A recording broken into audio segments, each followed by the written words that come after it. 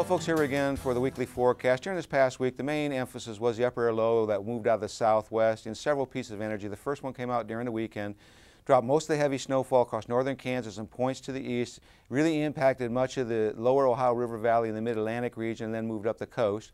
And then, of course, the second piece of energy, which is the main brunt of the upper air low, shifted out as we got into the Tuesday time frame. This actually lifted much farther northward than was originally projected by the models last week.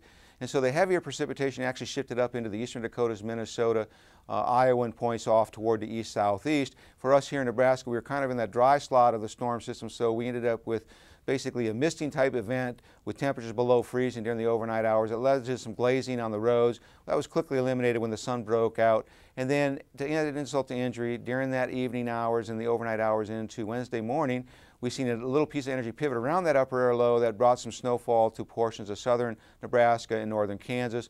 The heaviest totals were right along the Kansas-Nebraska border with 1 to 3 inches reported. Within the I-80 corridor, generally we were in the 1/2 inch to an inch range.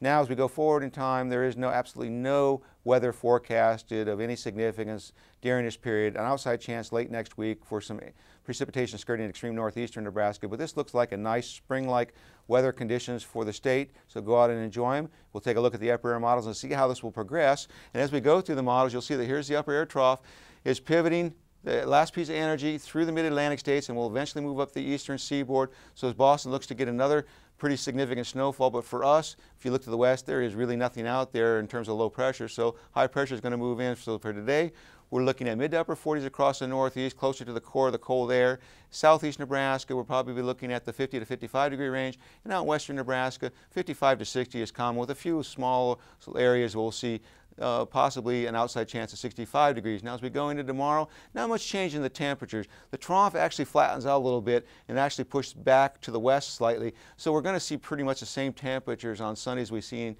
today. But as we get into Monday, now the ridge starts to build into our region as this trough starts to really weaken and much warmer conditions invade western Nebraska. We should be looking at 60 to 65 degree readings common across the western half of the state. In the eastern half of the state, we'll probably be looking at mid to upper 50s with a few low 60s across extreme southeastern Nebraska.